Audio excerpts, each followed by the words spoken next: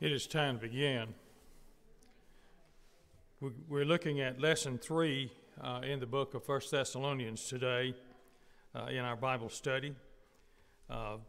We'll be looking at 1 Thessalonians chapter 2, verses 1 through 12, that will serve as a text for our lesson for the next few moments together. He says, "For you yourselves know, brethren, that our coming to you was not in vain. But even after we had suffered before and were spitefully treated at Philippi, as you know, we were bold in our God to speak to you the gospel of God in much conflict. For our exhortation did not come from error or uncleanness, nor was it in deceit. But as we have been approved by God to be entrusted with the gospel, even so we speak, not as pleasing men, but God who tests our hearts. For neither at any time did we use flattering words, as you know, nor a cloak of covetousness, God is witness. Nor did we seek glory from men, either from you or from others, when we might have made demands as an apostle of Christ. But we were gentle among you, just as a nursing mother cherishes her own children. So affectionately longing for you, we were well pleased to impart to you not only the gospel of God, but also of our own lives, because you had become dear to us. For you remember, brethren, our labor and toil, for laboring night and day, that we might not be a burden to any of you. We preach to you the gospel of God. You are witnesses, and God also, how devoutly and justly and blameless we behaved ourselves among you who believe. As you know, how we exhorted and comforted and charged every one of you as a father does his own children, that you walk worthily of God who called you into his own kingdom and glory." When we look at this particular reading here, Paul is addressing the brethren as he's had to be away from them.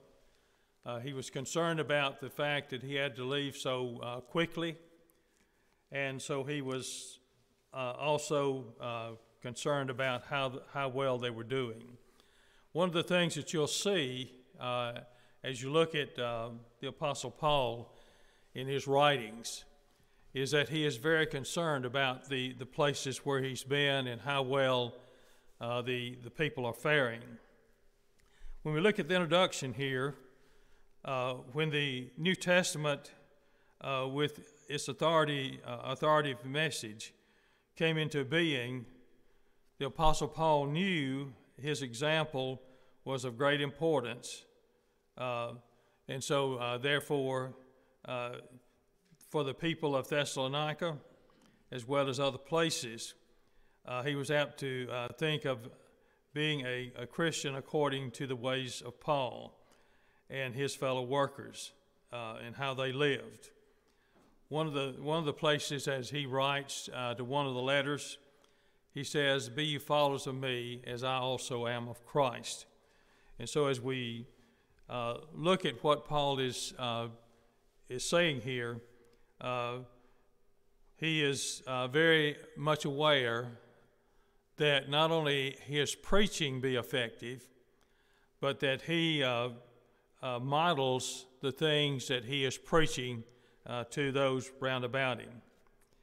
We'll find that modern preachers are not precisely in the same position. We'll find that teachers of moral and religious values is always a model of truth as well as a vehicle of dissemination. The apostle's character that he recognized and appealed to the power of his example. Whether a preacher wants it or not, his audience will watch the way in which he lives. And as we continue on here, we'll find that Paul came to Thessalonica in the company of his friends Silas and Timothy. He had no intentions of gathering a following based on the philosophies and the niceties of a message, but he was basically concerned about confronting the truth, the people with the truth of God's message. For the Corinthians, he says, "For I determined not to know anything among you except Jesus Christ and him crucified." We find this in 1 Corinthians chapter 2 and verse 12, 2 and verse 2. Modern readers of the New Testament know little or nothing about Paul's physical appearance. It is not important that they do this, that they do. Paul's enemies said his letters were mighty, weighty, and powerful, but his bodily presence is weak, and his speech was contemptible. 2 Corinthians chapter 10 and verse 10. Paul did not speak with the authority because of his bodily strength or the smoothness of words, as we see in chapter 10 and verse 8. He was content to preach by the authority of Christ, and the apostle was not afraid to be weak. And on another occasion he says, "For when I'm weak, then I'm strong." He took pleasure in infirmity. He wrote in reproach, in distress for the cause of Christ. "For when I am weak, then am I strong," chapter 12 and verse 10. The appeal of the apostle to the people of Thessalonica was similar to that he manifested in Corinth. Unlike philosophers who frequent the marketplace in the Greco-Roman cities, Paul was not afraid to get his hands dirty, and so therefore many times he earned his own way rather than taking from the brethren his living. He preached a simple message, for Christ of God came not to suffer, but God raised him from the dead. He was coming again. Salvation was in none other than he. And through Christ, God gave strength to the poor and to the helpless. The Lord was not one who favored a person because he was famous or wealthy. And one of the things that we find that Peter says when he goes into the household of Cornelius, the first Gentile convert to Christianity, he says, "For I'm persuaded that God is no respecter of persons." And so neither was Paul. Do we have any questions or any comments here from the introduction? Okay, he's going to talk about, first of all, his boldness in God. Then he's going to talk about the nurturing factors that he tried to manifest as a nursing mother. And then he's going to talk about the fatherly traits that he tried to manifest to those round about him. We'll find that by the time Paul wrote 1 Thessalonians, the church in the city was well acquainted with the sacrifices he made for them. At Philippi, a city not far to the east of Thessalonica, on the Egnatian Way, Paul had confronted a girl along with Silas. She supposedly was possessed with a Pythian spirit, as we see in Acts chapter 16 and verse 16. It translates a word, a spirit of divination.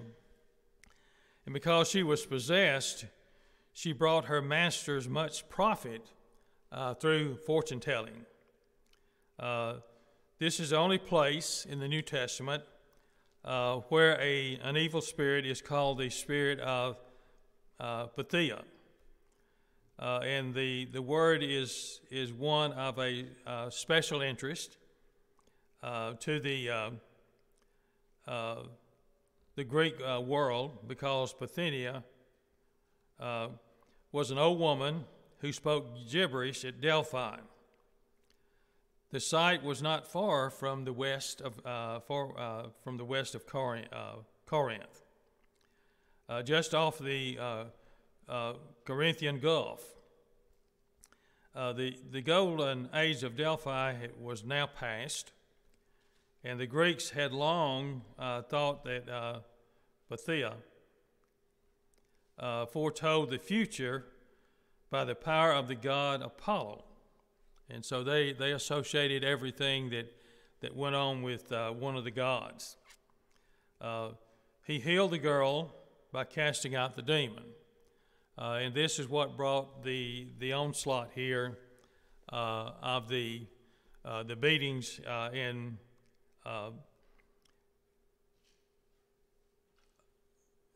to them. The Romans had a way particular to themselves when they punished and publicly humiliated a person. They beat offenders with a bundle of rods. The faces, they called it. It was one of the oldest symbols of law and order in the Western culture, prominently displayed on the floor of U.S. Congress. At the instigation of the owner of the demon-possessed girl, we'll find that Paul and Silas were hauled in to the public square at Philippi. They were stripped and they were beaten within an inch of losing their lives, as we see in Acts chapter 16, verse 19. And a bundle of rods was the clubs used for beating, as we see in 2 Corinthians chapter 11, verse 25. And after they were cast into the city jail to await trial in Acts chapter 16 and verse 24. Thessalonian Christians knew from first-hand testimony how Paul and Silas were spitefully treated at Philippi. They were aware of the pair's boldness, and a few days later, as they came and as they spoke at Thessalonica. When you look at what took place, one of the things that brought fear to the people of Philippi and the officials was the fact when they found out that they were Roman citizens. And so you do not beat a Roman citizen without having an adequate trial and being convicted of whatever they were accused of. And so as a result, we'll find that they tried to, in a secret way, to let Paul and Silas go, but Paul would have nothing to do with that. In fact, he says that, you put us in here in a public way, and so you're going to take us out in a public way. And so the officials came and begged them to leave the city of Philippi, and they were hoping that they would go silently and quietly, and that they would not cause any trouble, because they would be in trouble with Rome had the information gotten to Rome that they had beaten Roman citizens without a trial. It was important that Thessalonian Christians understand what had produced the apostolic preaching. It did not come from error or uncleanliness, nor was it by deceit. An apostle, an apostolic example preceded and followed the apostolic message. Paul wanted Christians at Thessalonica to know that God entrusted in him the gospel of Jesus Christ. He was not in the same category as the pagan teachers or philosophers who wandered about the city, and from city to city they would sell their wares. And so as a result, the apostle was building community or Christian communities known as churches. He would never abandon them.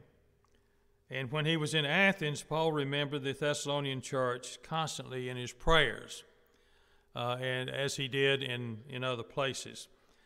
When you look at the second epistle to the Corinthians, as Paul talks about the things that he had encountered for the cause of Christ, the one thing that really stands out is the last thing he says. And he says, and the cares of all the churches. He was concerned about how well they were faring and how well they were doing. And so as a result, we'll find that he cared about them. Paul thought of his own work. What is disputed is the apostles cherished the Christians in Thessalonica. He was gentle among them. And in the same time, he was a child, and he humbled himself as a servant to them all. Paul was ready to lay down his life for the Christians in that city, and they had become very, very dear to him. And as you notice in some of the later writings that Paul writes, one of the things that he does is he sends some of his most trusted associates to see how well the people are faring. And so as we look at this particular setting here, we'll find that Paul stayed in contact with the churches there. Do we have any questions or any comments? Anyone? Okay, the gentleness of a mother. When you read what is written here, he says, "We are gentle among you, just as a nursing mother." It turns out that as the scribes are making copies, sometimes they left out a letter, and sometimes they would add a letter, and sometimes they copied some letters twice. The result is that the word translated gentle, with only a minor adjustment, could read children. And so is Paul saying that he was like a babe among them, free of guile and deceit? Or was he saying that he is saying that he was kind and gentle while among them? Probably it was a little bit of both. Because he was very concerned about how well his example was perpetrating through the church there. Paul had not won them over with flattery. A preacher of the gospel is to speak the truth in love, Ephesians chapter 4 and verse 15. He must not avoid the unpleasant subject of sin. And the apostle seemed to especially concern that the Christians might think that he was manipulating them for monetary gain, and that was not the case. In fact, we'll find that he worked. He talks about working night and day. He worked at a job, and then he also preached. And so as not to give anyone the wrong idea or the wrong impression that he was doing this for gain. Now, he could have, as an apostle, he could have demanded the help of the brethren. Particularly one of the places that he went continued to help him even in when he was in other places, and that was the church at Philippi. And so as a result, we'll find that when he goes into Corinth, for some reason, he doesn't explain that he does not accept the help from the Corinthian brethren, but rather he relied upon the people from Philippi. Paul had the right to make demands, but he used this very sparingly. A few things plagued modern preachers more than the successful orientation of the American culture. One of the things that when you look at it is as you see people beginning to preach, and they would go from one place to another, and it seemed like the real concern that a lot of them had was the fact that I used one place as a stepping stone for another, as a stepping stone for another. This is not the way in which God intended it to be. He intended that people speak the truth, and that they don't worry about how well I am doing as far as positioning myself in the church. Paul was less impressed with the magnificent buildings and the large audiences. One aspect or one suspect that Paul learned is from the Lord himself. When you look at the way in which Jesus taught, many times the teaching that was done to a small group of people, and in the process of teaching these small groups, the multitudes benefited from what he had to say. And so Paul was trying to mimic and model what he had learned from the Lord. He says, "We were gentle among you, just as a nursing mother," taking every care to be concerned about every aspect of the person's life. We'll find that preachers sometimes want to make a name for themselves. It is important to consider the way that Paul thought of his own works. And you see people as you go in, and I'm sure you know of people who try to pat themselves on the back. I don't believe in patting self on the back. If just do what you need to do, and whatever happens, you let it happen.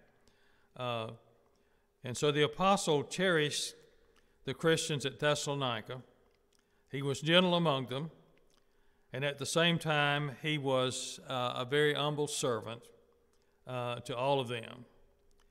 Paul was ready to lay down his life for Christians in whatever city he was in. And the people at Thessalonica were very dear to him.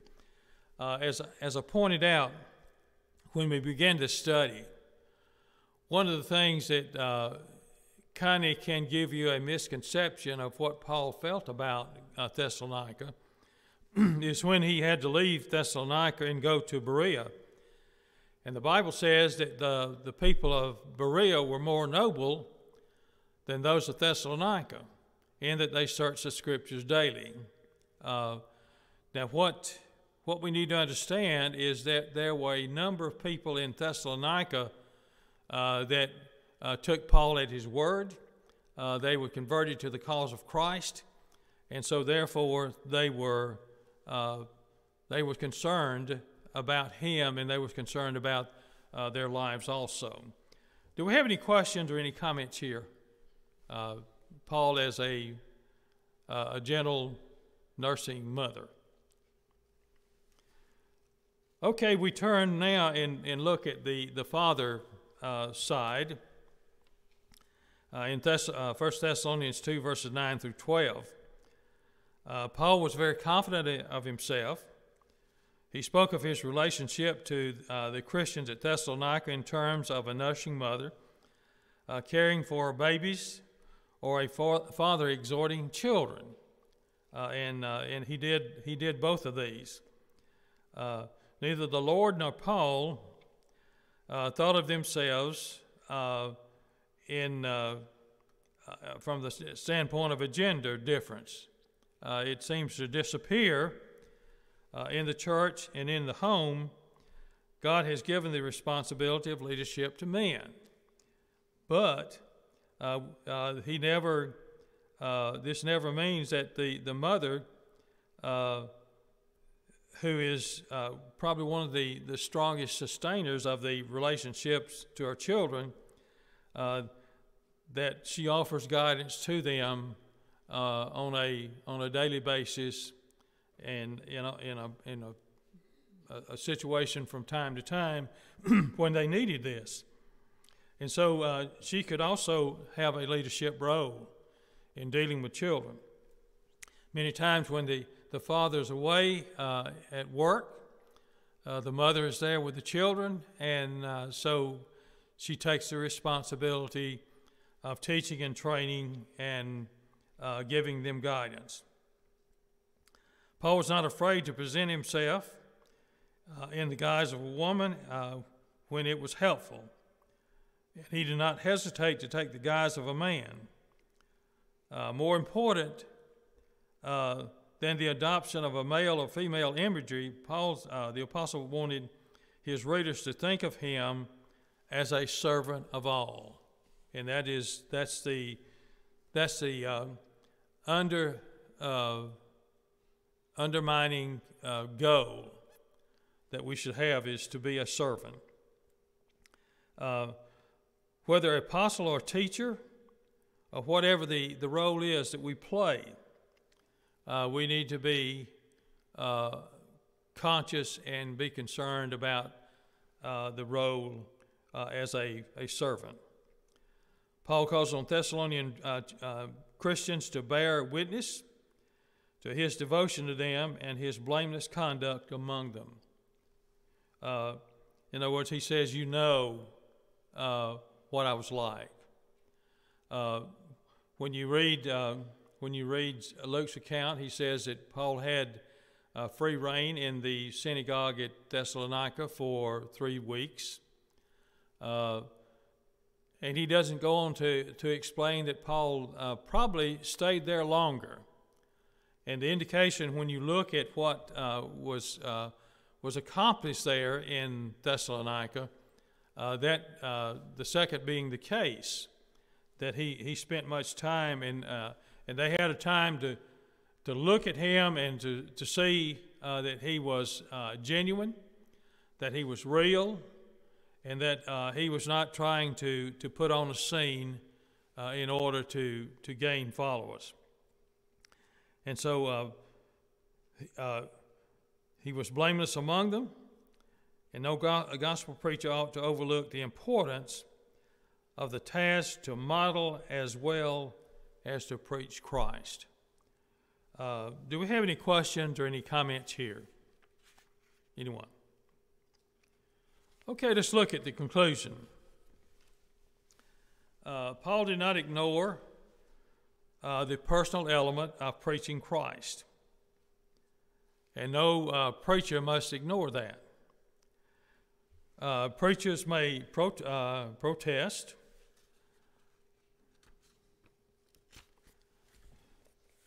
They are among those Christ redeemed. They have faults and sins, and most Christians do not expect them to be perfection. But they understand that they are human beings and that they are subject to sin just like everybody else. They express the man who speaks of a high and a noble life based on the imitation that they have of Christ.